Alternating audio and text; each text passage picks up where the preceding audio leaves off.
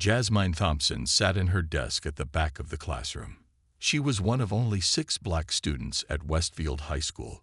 Her family had moved to this small town just 3 weeks ago. Her father, General Marcus Thompson, had been sent to work at the nearby Army base.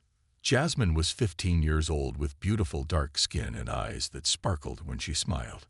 Her hair was her favorite thing about herself. Her mother had spent 5 hours last weekend carefully braiding it into neat, pretty rows. The braids had small blue beads at the ends that made a soft clicking sound when she moved her head. "Today we will learn about chemical reactions," said Miss Peterson, the chemistry teacher. She was a tall, thin woman with tight lips and cold eyes. Miss Peterson had been watching Jasmine since her first day, and Jasmine could feel the teacher didn't like her. While other students took notes, Miss Peterson walked slowly between the rows of desks. She stopped behind Jasmine and stared at her hair.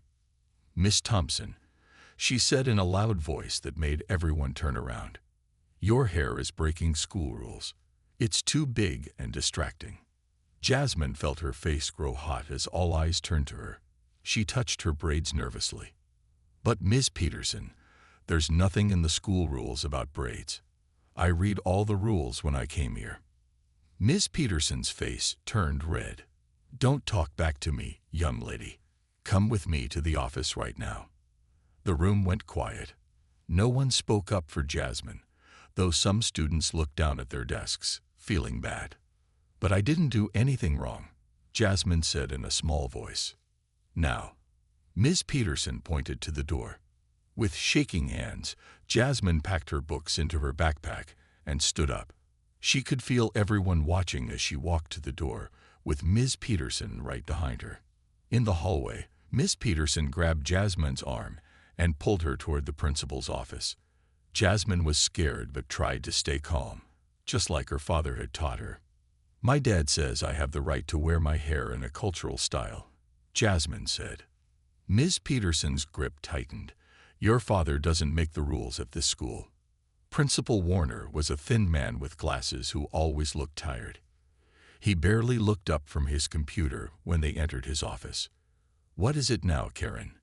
he asked Miss Peterson. "This student is breaking the dress code with her hair," Miss Peterson said, pointing at Jasmine's braids. "It's excessive and not appropriate for school."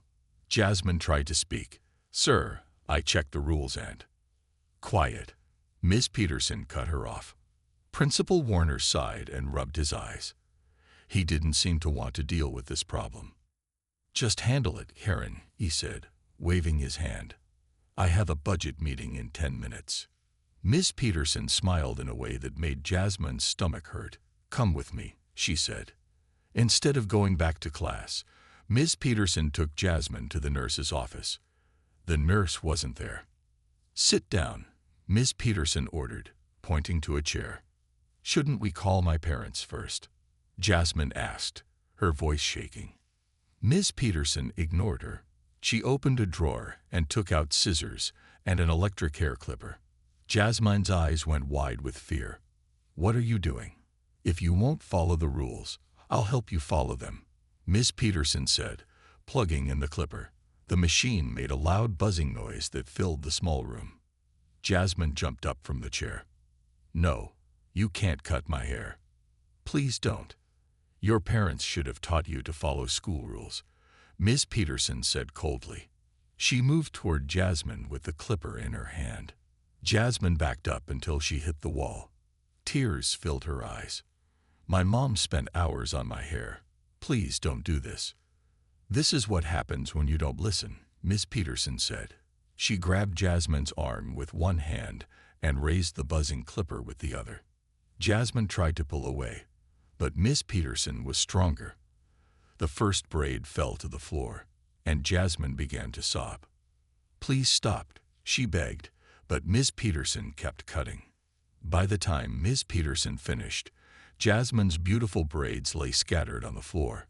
Her head was unevenly cut, with patches of bare skin showing where the clipper had cut too close. Jasmine's hands shook as she touched her ruined hair. "Now go back to class," Miss Peterson said, putting away the clipper. and remember to follow the rules next time." Instead, Jasmine ran to the girls' bathroom and locked herself in a stall. With trembling fingers, she took out her phone and called her father. General Marcus Thompson sat at the head of a large table in a meeting room at the Army base. 10 officers in uniform listened as he talked about training plans. General Thompson was a tall man with broad shoulders and a strong voice that made people listen. 4 stars shone on his uniform. He had earned them after 25 years of hard work in the Army. His phone buzzed in his pocket. Normally, he would ignore it during a meeting, but when he saw it was Jasmine calling, he felt something was wrong. His daughter never called during school hours. "Excuse me," he said to the room. "I need to take this call." He stepped into the hallway and answered the phone. "Jasmine, what's wrong?" At first, all he heard was crying. Then his daughter's voice came through between sobs. "Dad, she cut off my hair. All of it." General Thompson's body went still. His face turned hard like stone. "Who did? Tell me what happened." Jasmine tried to explain between her tears. She told him about Miss Peterson, the principal who wouldn't help, and how the teacher had forced her into a chair and cut off all her braids with a clipper. "Where are you now?" he asked, his voice calm but with anger burning underneath. "In the girls' bathroom," Jasmine said. "I'm hiding." "Stay there. Lock the door. I'm coming right now." General Thompson walked back into the meeting room. All talking stopped when they saw his face. "I have a family emergency," he said. "Lieutenant Colonel Davis, you're in charge until I return." "Yes, sir," Davis answered, standing up straight. General Thompson didn't waste time changing clothes. He got into his car still wearing his full uniform with all his medals and rank showing. He drove fast but carefully to Westfield High School. The school secretary looked up when the door to the main office opened. Her eyes went wide when she saw the tall man in the Army uniform with 4 stars on his shoulders. She had never seen a real general before. "How can I help you, sir?" she asked in a shaky voice. "I'm General Marcus Thompson. My daughter Jasmine Thompson is a student here," he said in a clear, strong voice. "I need to see Principal Warner and Miss Peterson immediately." The secretary picked up her phone with nervous fingers. "Mr. Warner, there's a general here to see you. General Thompson. He wants to see you and Miss Peterson right away." Through the glass wall of his office, General Thompson could see Principal Warner stand up quickly, knocking papers off his desk. The thin man hurried out, adjusting his tie. "General, sir, what brings you here today?" Principal Warner asked, trying to smile but looking worried. "My daughter called me in tears because one of your teachers assaulted her," General Thompson said. His voice was quiet but powerful. "Miss Peterson forcibly cut off my daughter's hair against her will." Principal Warner's face turned pale. "There must be some mistake." "There is no mistake. I want to see Miss Peterson now, and then I'm taking my daughter home," General Thompson said. "After that, we will discuss the legal actions I'll be taking against Miss Peterson, you, and this entire school district." Just then, Miss Peterson turned the corner into the office. She stopped suddenly when she saw General Thompson in his full uniform. For a moment, nobody moved or spoke. Miss Peterson's eyes went from the 4 stars on his shoulders to his face, and she seemed to shrink in size. The ruler she had been holding slipped from her fingers and clattered on the floor. "Are you Miss Peterson?" General Thompson asked, though he already knew the answer. Miss Peterson nodded slowly, unable to speak. "You put your hands on my child and cut her hair without permission," he said, each word like ice. "Do you deny this?" I was enforcing school policy," Miss Peterson said in a small voice. Her hair was against the rules. "Show me that policy," General Thompson said. "Right now." Principal Warner fumbled with a handbook, flipping through pages with shaking hands.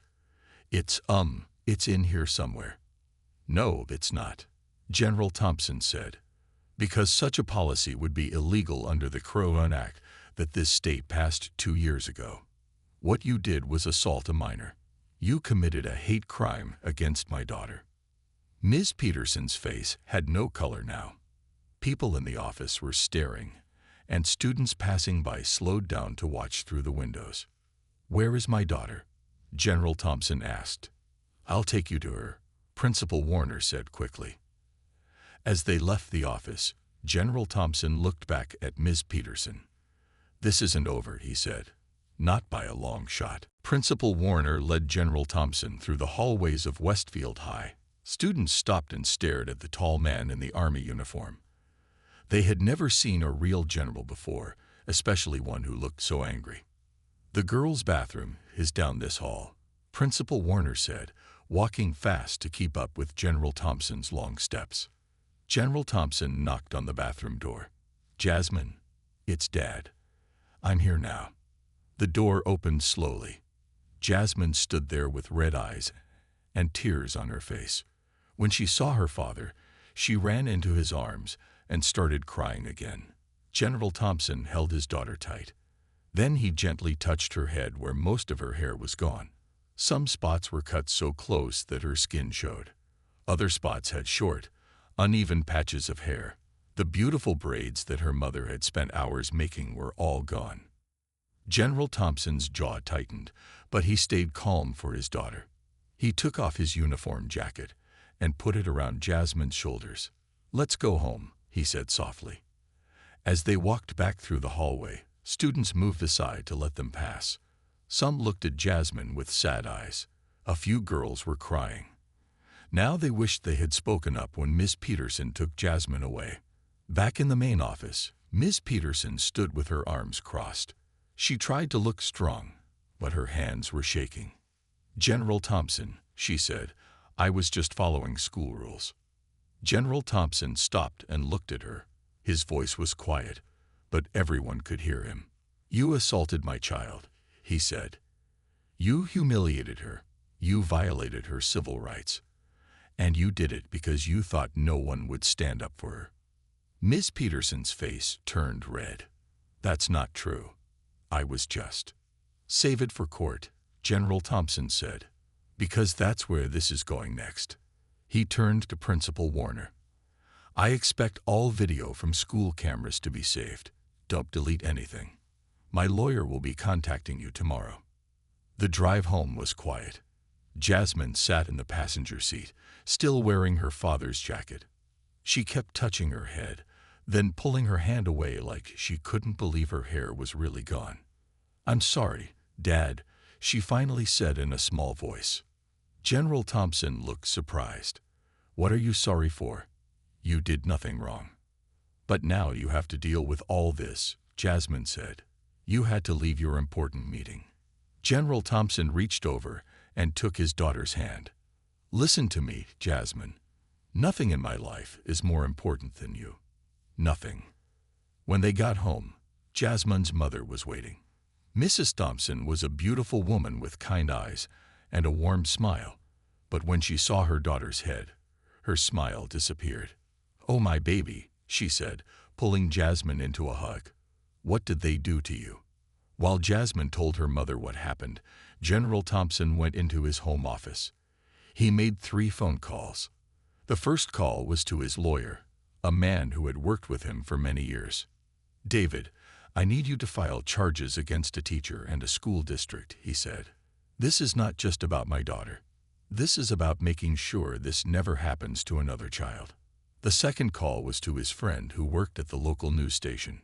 "John, I have a story you need to hear," he said. "It's about discrimination and assault at Westfield High." The third call was to a woman who owned a beauty salon in town. "Miss Tanya, my daughter needs your help," he said. "Something terrible happened to her today."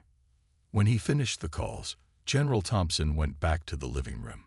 Jasmine was sitting on the couch with her mother, drinking hot chocolate. "Tomorrow is going to be a busy day," he told them. "Miss Tanya from the beauty salon is coming over first thing in the morning. David is filing legal papers, and the news wants to talk to us." Jasmine looked scared. "Do I have to go back to that school?" "Not if you don't want to," her father said. But I want you to know something important. He sat next to his daughter and looked into her eyes. What happened to you was wrong, he said, and we're going to make sure everyone knows it was wrong. We're going to fight this, not just for you, but for every child who looks like you.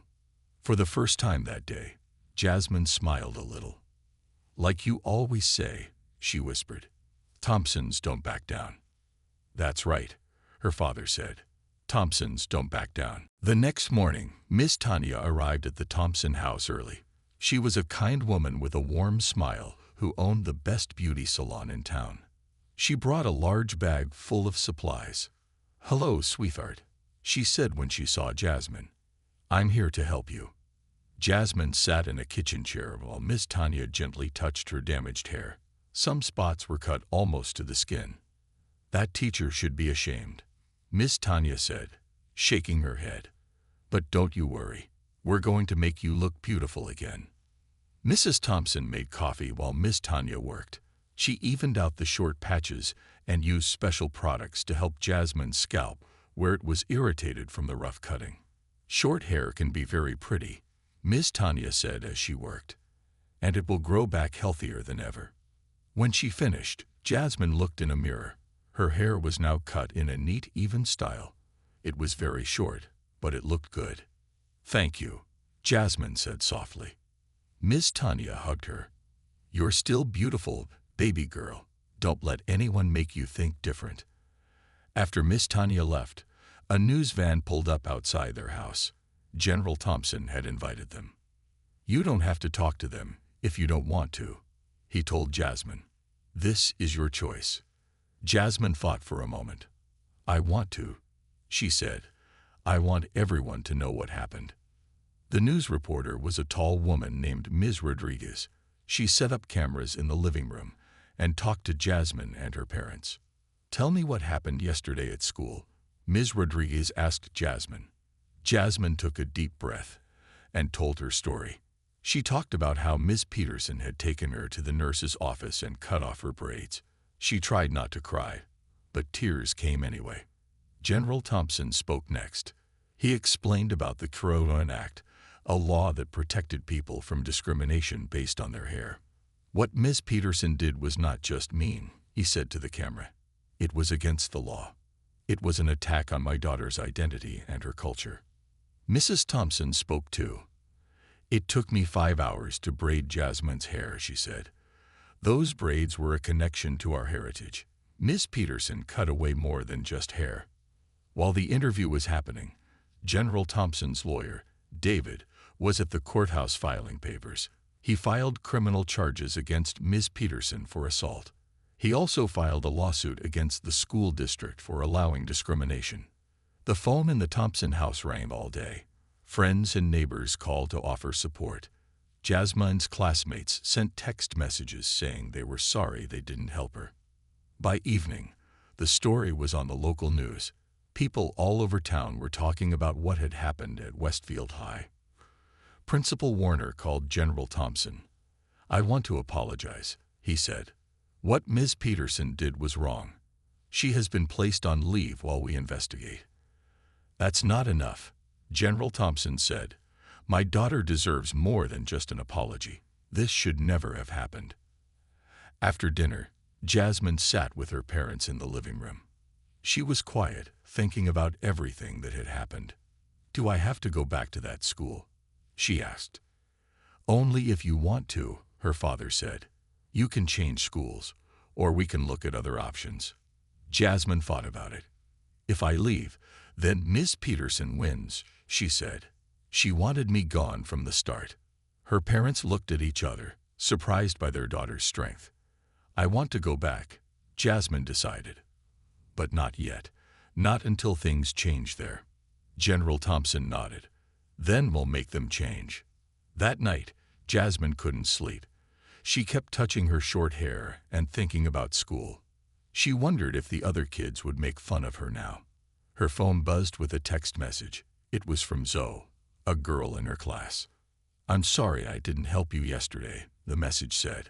That was wrong. Can I come visit you tomorrow? A bunch of us want to show you something. Jasmine texted back. Ok.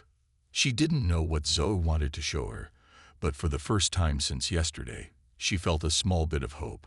Maybe she wasn't as alone as she thought. The next day, Jasmine sat in the living room waiting for Zoe to arrive. She wore a pretty scarf around her head that her mother had given her. She felt nervous.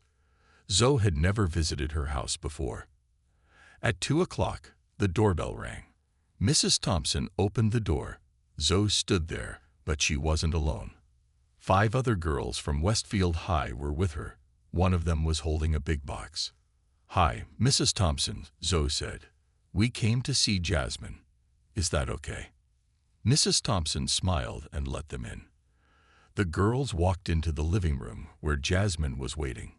"Hi," Jasmine said quietly. "Hi," Zoe said. She looked nervous too. "We brought you something." The girl with the box stepped forward and put it on the coffee table. "This is from all of us," she said. Jasmine opened the box. Inside were 6 beautiful scarves in different colors and patterns. "We thought you might like these," Zoe explained. "My mom helped us pick them out." Jasmine touched the soft fabric of a blue scarf. "Thank you," she whispered. Another girl stepped forward. Her name was Emily, and she had long blonde hair. "We have something else to show you," she said. All 6 girls removed hats or hoodies they had been wearing. Jasmine gasped. They had all cut their hair very short, just like hers. "We did this for you," Zoe said, "so you wouldn't feel alone. You cut your hair for me." Jasmine couldn't believe it. Emily nodded. "My mom was really mad at first, but when I told her why, she understood. We're sorry we didn't help you that day." Another girl named Mia said, "We were scared of Miss Peterson, but we're not scared anymore," Zoe added. "We told our parents what happened. They're all really angry." The girls sat down and started talking. They told Jasmine that many parents had called the school to complain. Some were demanding that Miss Peterson be fired, not just suspended. "The whole school is talking about it," Emily said. "Even the teachers are upset with Miss Peterson." While the girls talked, General Thompson watched from the kitchen doorway. He was surprised and moved by what these young girls had done for his daughter. Mrs. Thompson brought in cookies and juice for everyone. Soon, the girls were laughing and talking like old friends. Jasmine started to feel better. After the girls left, Jasmine's phone kept buzzing with text messages. More classmates were reaching out to her. Some sent nice messages. Others asked if they could visit too. That evening, Mr. Davis from the school board called General Thompson. "General, I want you to know we take this very seriously," Mr. Davis said. "We're holding an emergency meeting tomorrow night. We would like you and Jasmine to attend." General Thompson looked at his daughter. "They want us to go to a school board meeting. Do you feel up to it?" Jasmine thought about the girls who had visited today. She thought about how they had cut their hair to support her. "Yes," she said. "I want to go." The next day, more news stations called. The story had spread beyond their town. People in other cities were talking about what happened to Jasmine. General Thompson's phone rang. It was a call from Washington, D.C. "General Thompson, this is Congresswoman Lewis. I saw what happened to your daughter on the news.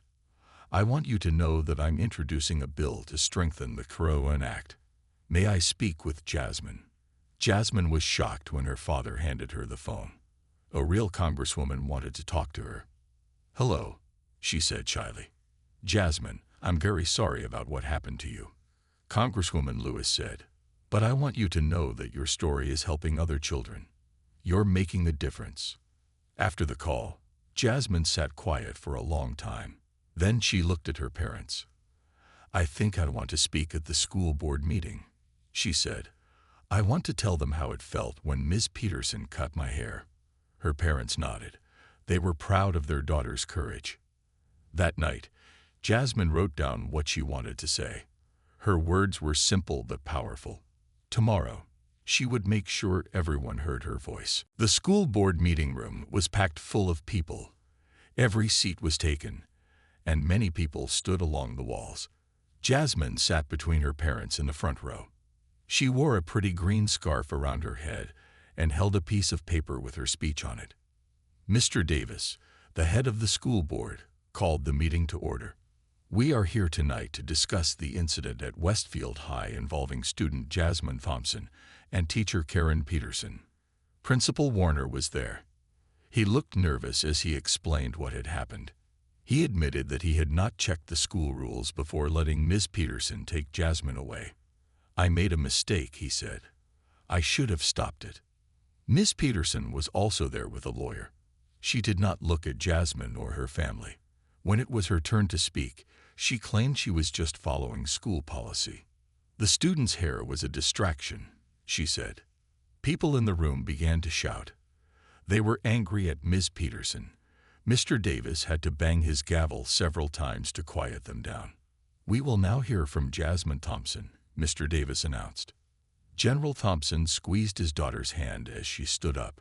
Jasmine walked to the front of the room with small, careful steps. She was nervous, but she remembered what her father always told her. "Stand tall. Speak truth." Jasmine unfolded her paper and looked at the crowd. She saw Zoe and the other girls who had cut their hair. They smiled at her. She saw her teachers, neighbors, and many people she didn't know. "My name is Jasmine Thompson," she began in a quiet voice. "2 days ago, Ms. Peterson cut off my hair without my permission." The room was completely silent. Everyone was listening. "My mom spent 5 hours braiding my hair. Those braids were special to me.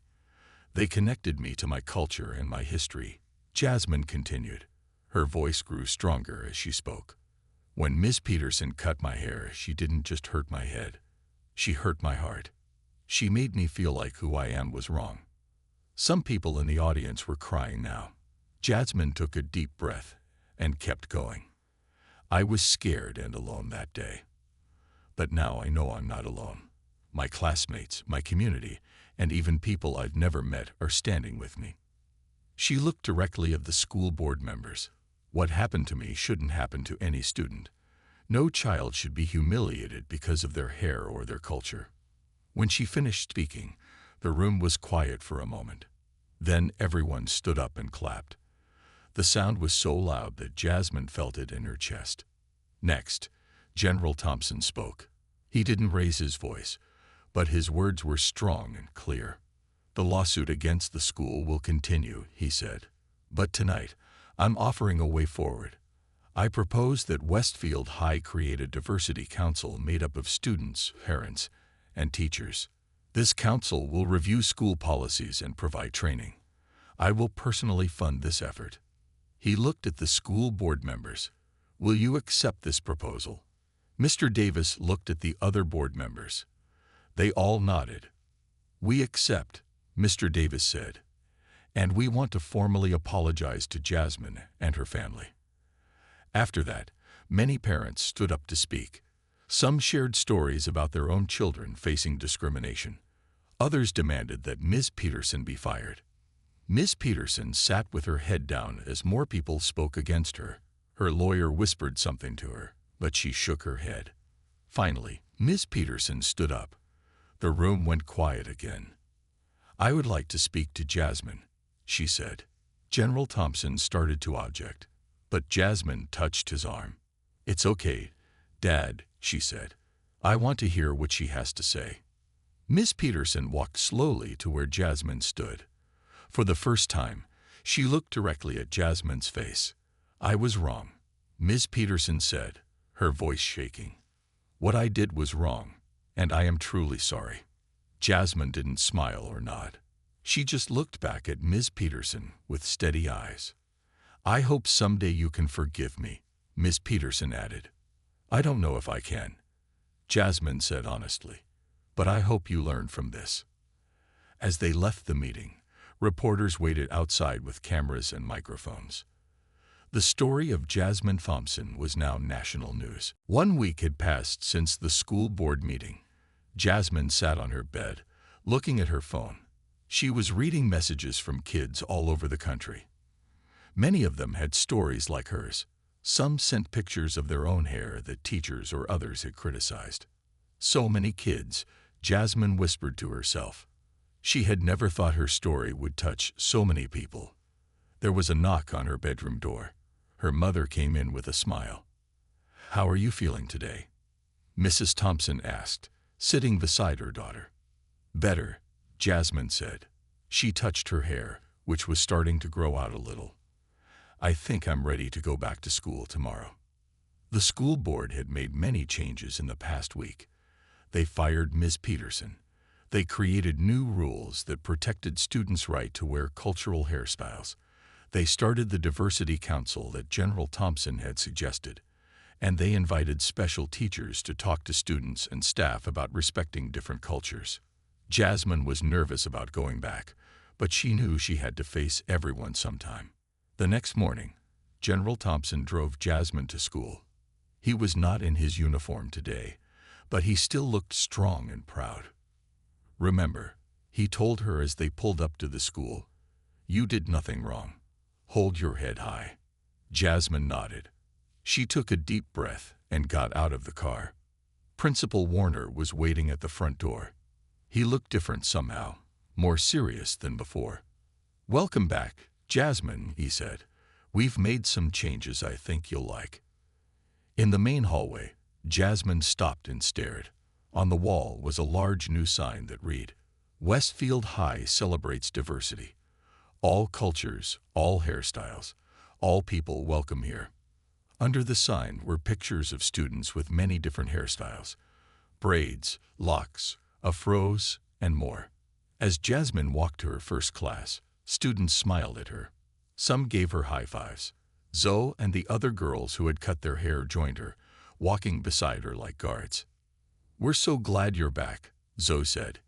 In chemistry class, Ms. Peterson's old class, a new teacher named Mr. Jackson welcomed Jasmine with a kind smile. She sat down at her desk, feeling strange to be back in this room. Mr. Jackson started the class with something surprising. "Before we begin our lesson, I want to talk about the Crowan Act and why it matters." He explained the law to everyone and talked about respecting cultural differences. Then he looked at Jasmine. "Miss Thompson, would you like to add anything?" he asked. Jasmine thought for a moment, then stood up. "I just want to say that hair is part of who we are. When you disrespect someone's hair, you disrespect them as a person." The class was quiet, listening carefully. "Thank you," Mr. Jackson said. "Now, let's learn some chemistry." At lunch, many students wanted to sit with Jasmine. Some asked questions about her experience. Others just wanted to show support. After school, Jasmine walked out to find her father waiting for her. "How was it?" General Thompson asked as they drove home. "Different," Jasmine said. "Better, I think." When they got home, Mrs. Thompson had news. "Jasmine, you got a letter from Congresswoman Lewis." Jasmine opened the letter with shaking hands. As she read it, her eyes grew wide. "She wants me to come to Washington, D.C., Jasmine said. "She's having a special meeting about the Crowan Act, and she wants me to speak." General Thompson smiled proudly. "Will you do it?" Jasmine nodded without hesitation. "Yes. I need to tell my story." That evening, they watched the national news. There was a story about schools across the country reviewing their hair policies after what happened to Jasmine. "You've started something important," her father told her. "I didn't mean to," Jasmine said. "The best changes often start that way," General Thompson explained. "One person stands up, then another, then another." Jasmine looked at her reflection in the window. Her hair was growing back, but she was different now. Stronger. She had found her voice. "I'm going to keep speaking up," she said. "Not just for me, but for all the kids who sent me messages." Her parents exchanged proud looks.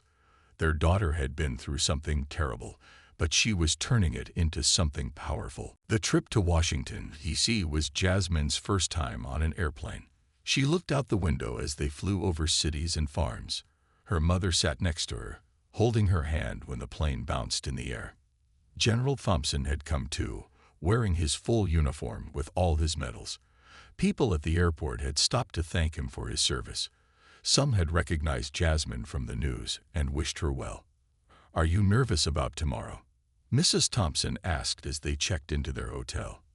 "A little," Jasmine admitted. "There will be so many important people there."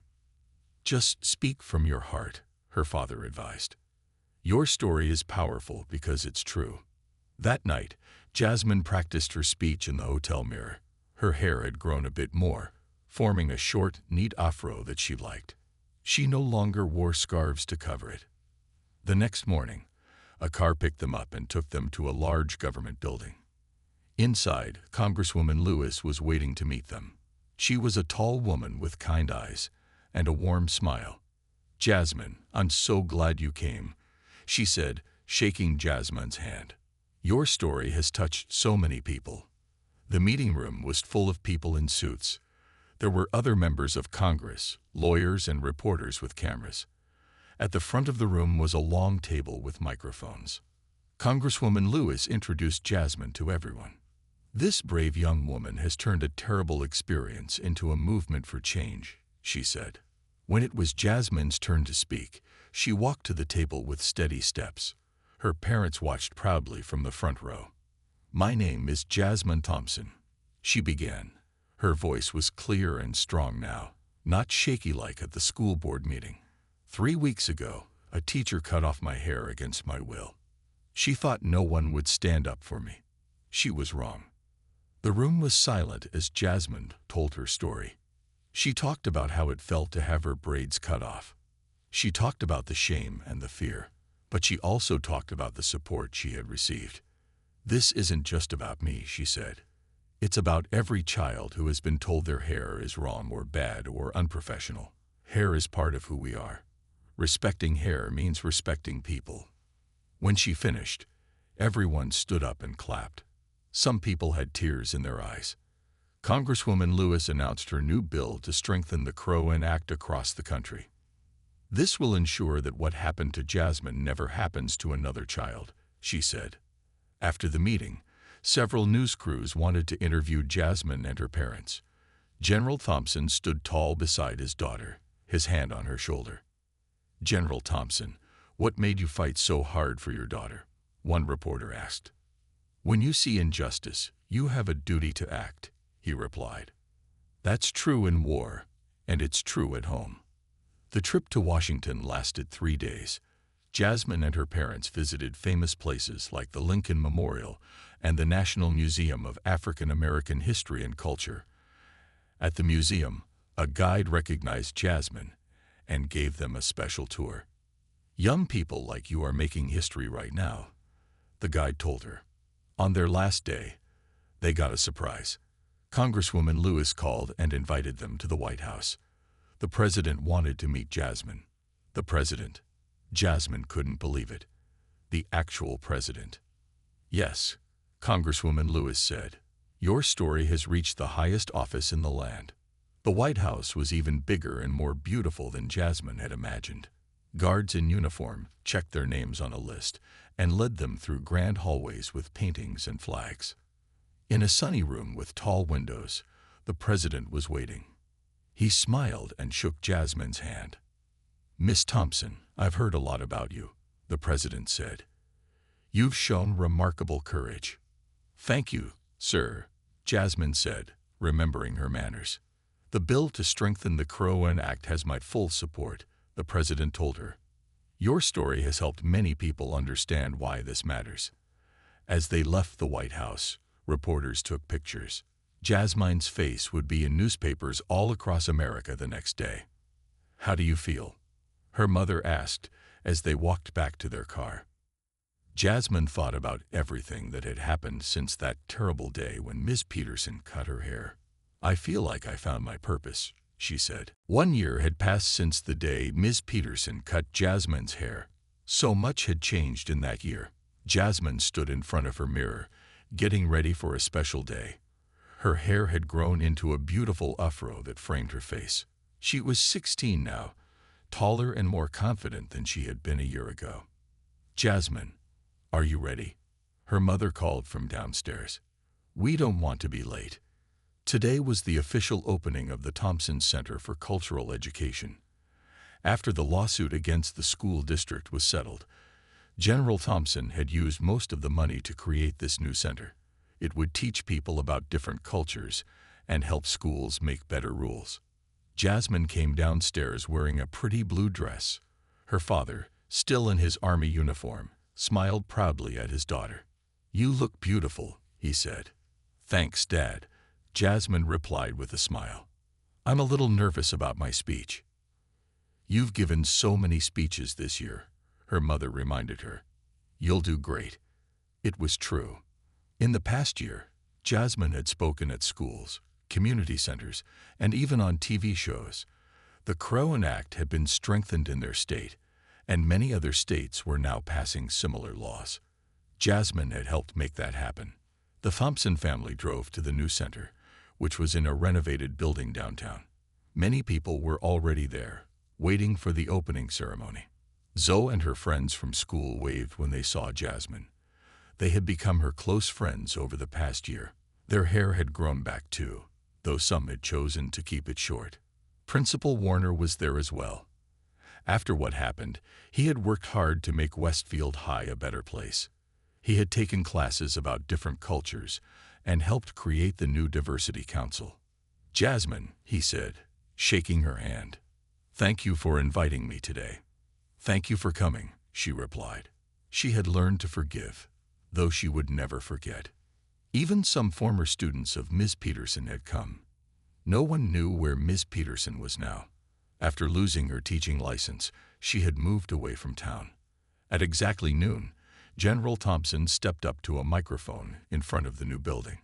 Cameras flashed as reporters took pictures. "1 year ago, my daughter experienced something no child should ever go through," he began. "But from that painful moment, something good has grown." He explained how the new center would help teachers, students, and community members learn about different cultures. It would have classes, books, and special programs.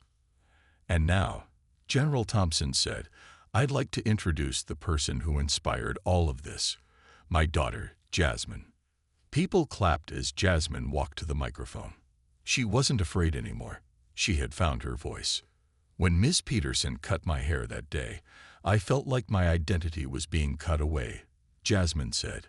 "I felt alone and ashamed. But then something amazing happened. People stood up for me. My parents, my friends, and even strangers fought for my rights." She looked out at the crowd, meeting their eyes as she spoke. "This center isn't just about hair. It's about respect. It's about understanding that our differences make us beautiful and strong. It's about making sure no child ever feels the way I felt that day." After her speech, Jasmine and her father cut a ribbon to officially open the center. People cheered and took pictures. Reporters asked questions about the programs the center would offer. Later, as people toured the new building, Congresswoman Lewis arrived. She hugged Jasmine warmly. "I have news," she said. "The National Crowan Act passed yesterday. The president will sign it into law next week. He's invited you to be there." Jasmine's eyes filled with tears of joy. "So no child can have their hair cut like mine was." "That's right," Congresswoman Lewis said. "Not in any school in America." That evening, the Thompson family had a quiet dinner at home to celebrate. As they ate, Jasmine thought about everything that had happened. "Dad," she said, "remember when you came to school that day? When Ms. Peterson saw you in your uniform?" General Thompson nodded. "I remember. You looked so strong. I wanted to be strong like you." Her father reached across the table and took her hand. "Jasmine, you are stronger than I ever was. You turned your pain into purpose. You changed the world." Jasmine smiled. She had learned that sometimes the worst days of your life can lead to the best things you'll ever do. Her story would help protect children for years to come, and that was worth everything she had been through.